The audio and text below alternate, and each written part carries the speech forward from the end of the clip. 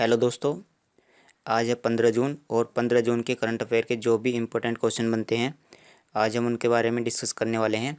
इसकी पीडीएफ आपको Telegram channel सीटी करंट अफेयर पर मिल जाएगी। तो चलिए पहला क्वेश्चन देखते हैं।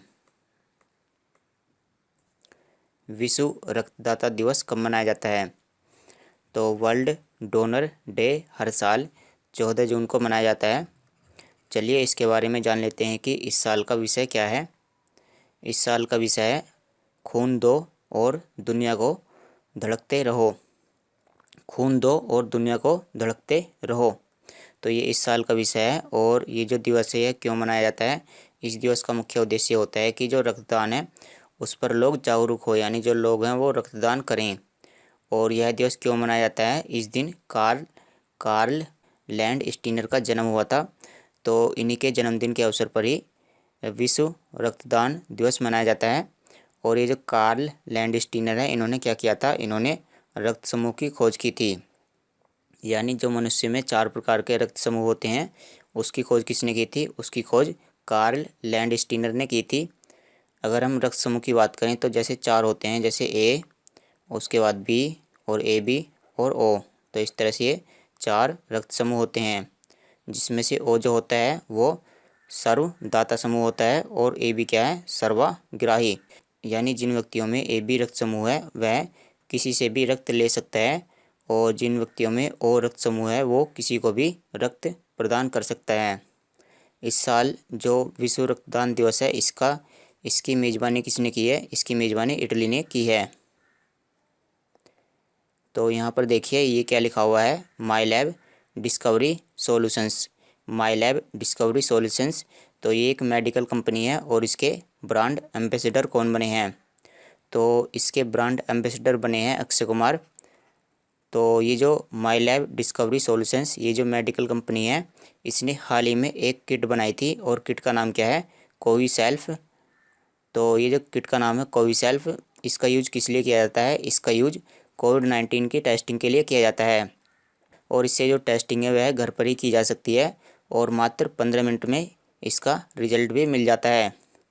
तो ये जो कंपनी है माई सेल्फ डिस्कवरी सॉल्यूशंस, इसके जो ब्रांड एम्बेसडर बने हैं अक्षय कुमार। अब ये जो कोविसेल्फ है इसका प्रचार करेंगे, ये बताएंगे कि इससे किस तरह से जो कोरोना की टेस्टिंग है वो की जा सकती है। अगर हम अक्षय कुमार की बात करें तो ये डॉलर क्लब वेस्ट और एलजी और माइक्रोमैक्स, तो इन सभी कंपनियों के भी ये ब्रांड एम्बेसडर हैं। फ्रेंच ओपन पुरुष एकल का खिताब किसने जीता है? तो ये जो फ्रेंच ओपन है यह एक टेनिस टूर्नामेंट है और यह खिताब किसने जीता है? यह खिताब जीता है नोवाक जोकोविच ने। चलिए इसके अन्य पुरस्कार भी जान लेते हैं। जैसे पुरुष एकल किसने जीता है? नोवाक जोकोविच ने। और महिला एकल किसने जीता है? ये जीता है बारबोरा किरेजसिकोवा। और इसी तरह से महिला युगल और पुरुष युगल, यानी ये जो डबल लोग हैं, महिला डबल और पुरुष डबल, तो आपको केवल ये 2 ही याद करने हैं, पुरुष एकल और महिला एकल। किस राज्य सरकार ने युवा शक्ति कोरोना मुक्ति अभियान शुरू किया है? युवा शक्ति कोरोना मुक्ति अभियान। तो ये जो अभियान है यह मध्य प्रदेश की सरकार के द्वारा शुरू किया गया है।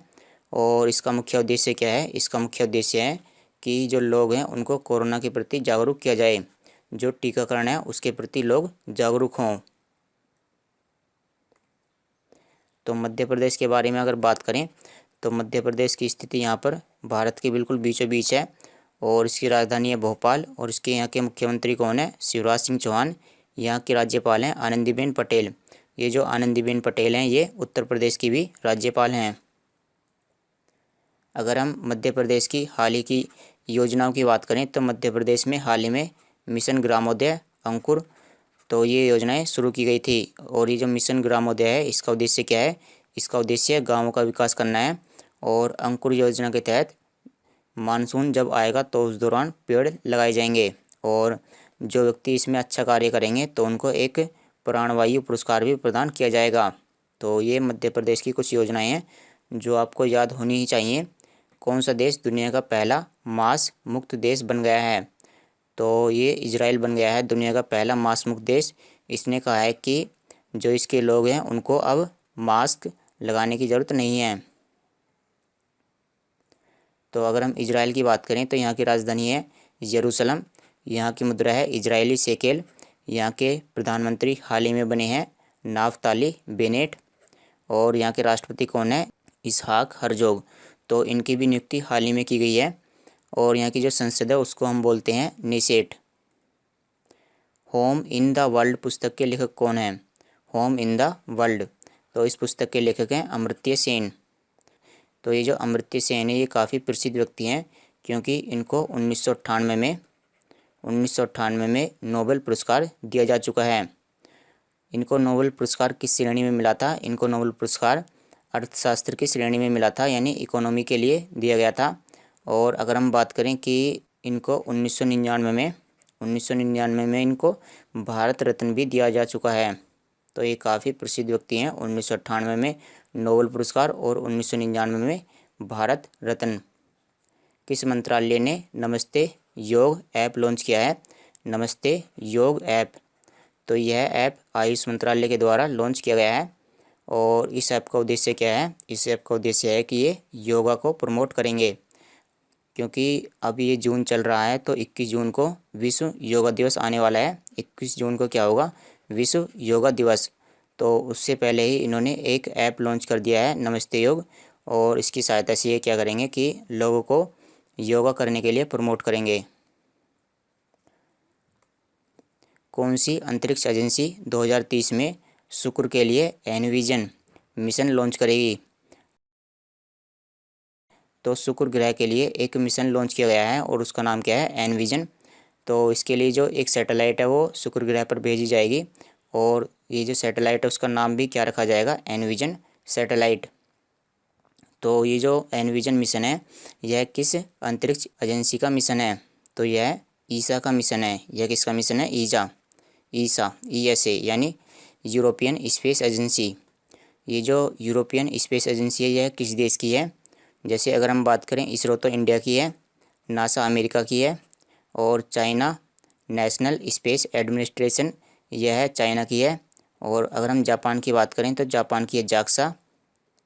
तो अगर हम ईसा की बात करें तो यह किस देश की स्पेस एजेंसी है, यह एक देश की स्पेस एजेंसी नहीं है।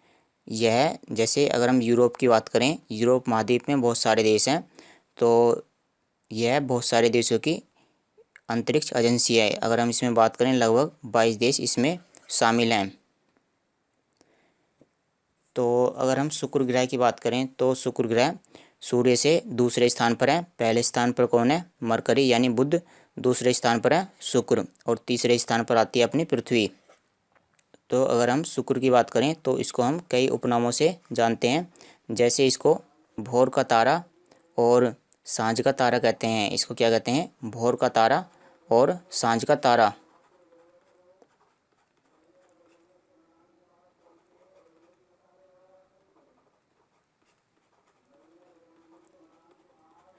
शुक्र ग्रह को पृथ्वी की भागिनी भी कहते हैं, पृथ्वी की भागिनी भी कहते हैं। और अगर हम इसके उपग्रह की बात करें तो आप बताइए कि शुक्र ग्रह के कितने उपग्रह हैं, तो इसके उपग्रह एक भी नहीं है। ऐसे ही मरकरी का एक भी उपग्रह नहीं है, शुक्र ग्रह का भी एक भी उपग्रह नहीं है। और पृथ्वी के कितने उपग्रह हैं, पृथ्वी का एक उपग्रह है, और वो क्या है, चंद्रमा। मार्स के कितने उपग्रह हैं, मार्स के उपग्रह हैं 2, यानी मंगल ग्रह के 2 उपग्रह हैं। तो चलिए अगला क्वेश्चन देखते हैं। इससे पहले हम यूरोपियन स्पेस एजेंसी के बारे में जान लेते हैं। यूरोपियन स्पेस एजेंसी, तो इसका मुख्यालय कहाँ पर स्थित है, इसका मुख्यालय पेरिस फ्रांस में स्थित है। और वर्तमान में इसके CEO कौन है, जोहान डीटरिच वॉर्नर। NSG पुरस्कार किसने जीता है, तो ये जो NSG पुरस्कार है यह जीता गया है शैलेश गोविंद गणपुले ने। यह किसने जीता है, शैलेश गोविंद गणपुले ने। और ये जो NSG पुरस्कार है यह किसने प्रदान किया है, यह NSG ने प्रदान किया है, यानी नेशनल सिक्योरिटी गार्ड। तो ये जो शैलेश गोविंद गणपुले हैं इन्होंने एक हेलमेट का निर्माण किया है, और ये जो हेलमेट है यह विस्फोट प्रतिरोधी हेलमेट है, यानी अगर कोई विस्फोट होता है तो यह उससे रक्षा कर सकता है।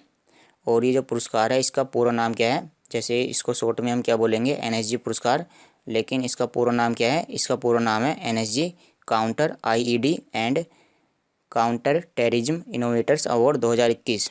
तो आप केवल इसको शॉर्ट में NSG पुरस्कार के नाम से भी याद कर सकते हो। ये जो शैलेश गोविंद गणपुले हैं, ये IIT रुड़की के प्रोफेसर हैं, यानी ये IIT रुड़की में पढ़ाते हैं। तो अगर हम NSG की बात करें तो इसके महानिदेशक कौन है, MA गणपति, और इसका मुख्यालय कहाँ पर स्थित है, इसका मुख्यालय नई दिल्ली में स्थित है। इजराइल के नए प्रधानमंत्री के रूप में किसने शपथ ली है, तो इजराइल के नए प्रधानमंत्री बने हैं नाफ्ताली बेनेट। इससे पहले कौन थे, इससे पहले थे बेंजामिन नेतन्याहू। किसने अपनी पुस्तक द नाइट वॉचमैन के लिए फिक्शन श्रेणी में पुलित्जर पुरस्कार जीता है। तो हाल ही में पुलित्जर पुरस्कार प्रदान किए गए हैं और ये पुस्तक का नाम है द नाइट वॉचमैन। तो इस पुस्तक के लेखक कौन है, तो इस पुस्तक के लेखक हैं लुइस एल्ड्रिच। इसके लेखक कौन है, लुइस एल्ड्रिच। तो ये जो पुलित्जर पुरस्कार हैं ये 21 श्रेणियों में प्रदान किए जाते हैं। तो चलिए इसके बारे में अन्य बातें भी जान लेते हैं। ये पुलित्जर पुरस्कार समाचार पत्र, पत्रिका, ऑनलाइन पत्रिका, साहित्य और संगीत के क्षेत्र में प्रदान किए जाते हैं। और इसकी शुरुआत कब हुई थी, इसकी शुरुआत 1917 में हुई थी। इसकी शुरुआत जोसेफ पुलित्जर के द्वारा की गई थी। ये जो जोसेफ पुलित्जर हैं इनकी मृत्यु हो गई थी और जब इनकी वसीयत पढ़ी गई तो उसमें ये लिखा था कि जो इनकी कमाई गई जो भी धनराशि है वो पुरस्कार के माध्यम से लोगों को प्रदान कर दी जाए। ये जो पुलित्जर पुरस्कार है इसमें $15,000 US प्रदान किए जाते हैं। चलिए अगर हम इसकी पुस्तकों की बात करें तो फिक्शन श्रेणी में यह दिया गया है द नाइट वॉचमैन को, और इसके लेखक कौन है, लुइस एल्ड्रिच। और ड्रामा से रिलेटेड पुस्तक है उसके लेखक कौन है, उसके लेखक हैं कटोरी हॉल। और इनकी पुस्तक का नाम क्या है, इनकी पुस्तक का नाम है द हॉट विंग किंग। और म्यूजिक यानी संगीत के लिए यह किसको दिया गया है, संगीत के लिए यह तानिया लियोन को दिया गया है। और जो इनका संगीत है उसका नाम क्या है, संगीत का नाम है स्ट्राइड। ये कुछ अंतर्राष्ट्रीय पत्रकारिता हैं तो आप इनके बारे में भी पढ़ सकते हैं। संयुक्त राष्ट्र व्यापार और विकास सम्मेलन के महासचिव कौन बने हैं, तो यानी UNCTAD। तो इसके महासचिव बने हैं रेबेका ग्रीनस्पैन। तो ये अंकटाड यानी UNCTAD का नेतृत्व करने वाली पहली महिला होंगी। चलिए इसके बारे में जान लेते हैं। UNCTAD इसकी फुल फॉर्म क्या है, the United Nations conference on trade and development. तो ये व्यापार और विकास सम्मेलन है। ये क्या है, व्यापार और विकास सम्मेलन। इसका मुख्यालय कहाँ पर स्थित है, इसका मुख्यालय जेनेवा स्विट्जरलैंड में स्थित है। और इसके वर्तमान में सिक्योरिटी जनरल कौन है, इसके सिक्योरिटी जनरल है इसाबेले दुरंत। तो चलिए दोस्तों आज की वीडियो में इतना ही। इसकी PDF आपको Telegram channel CT current affair पर मिल जाएगी। Thanks for watching the video. कल मिलते हैं आपसे।